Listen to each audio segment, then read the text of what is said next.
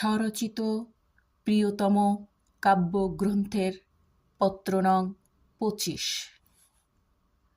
প্রিয়তম, আজ খুব আগ্রহ নিয়ে ঘুম থেকে উঠেছিলাম। ভেবেছিলাম বরফে প্রকৃতি সাদা হয়ে গেছে, তাই জুবুথুবু বার্ধক্যে ঘেরা এক পরিবেশ দেখব। কিন্তু না, নিরাশ হতে হলো আমাকে। বাইরে বেশ অন্ধকার, সূর্যের কোনো দেখা নেই, ঘন কুয়াশার আবরণ, বরফের আধিক্যও নেই। কারণ সংবাদ অনুযায়ী আসলে এখানে তেমন তুষারপাত হয়নি। ঠান্ডায় আমাদের দেশে কুয়াশা পড়ে যেমন শিশির সূত্রপাত হয়, এখানে সেই কুয়াশাটাই ঝরে, জমাট বেঁধে হালকা বরফের আস্তরণের রূপ নেয়। তুষারপাত যদিও হয়নি, তবুও অতিরিক্ত ঠান্ডা পড়েছে। বাইরে বরফের আস্তরণ ঠিক চিনির শিরার মতো মনে হচ্ছে আমার কাছে। সূর্য উঠলে, এর উপর রোদ পড়লে অবশ্য বালুর মতো চিকচিক করে। দেখতে অদ্ভুত সুন্দর হলেও এ সময় রাস্তাঘাটে হাঁটাচলা করা বেশ বিপজ্জনক।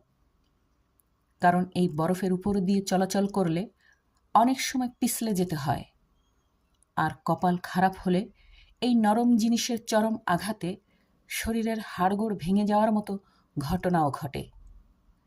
আর তুষারপাত হলে তো কথাই নেই।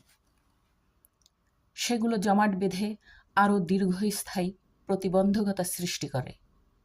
জনসাধারণের কর্মক্ষেত্রে যাওয়ার পূর্বে তাদের চলাচলের সুবিধার জন্য সরকারিভাবে ও স্বেচ্ছাসেবীদের মাধ্যমে রাস্তার দুই পাশে বরফ সরিয়ে রাখা হয়।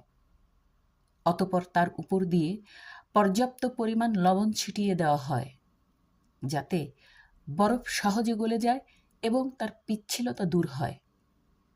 তুষারের মাঝে হাঁটাচলা করার জন্য আলাদা জুতা আছে এবং সে সময় গাড়ি চলাচলের জন্য চাকায় লোহার শেকলের মতো কভার পরানো হয়, যাতে গাড়ি পিছলে না যায়। কারণ বরফে গাড়ি পিছলে গেলে দুর্ঘটনা অবধারিত। ইঞ্জিন গাড়িকে নিয়ন্ত্রণ করতে ব্যর্থ হয়ে যায়। আশা করি বুঝে আসছে ঘটনা। ইতি তোমার প্রিয়তমা, 10/1/2021।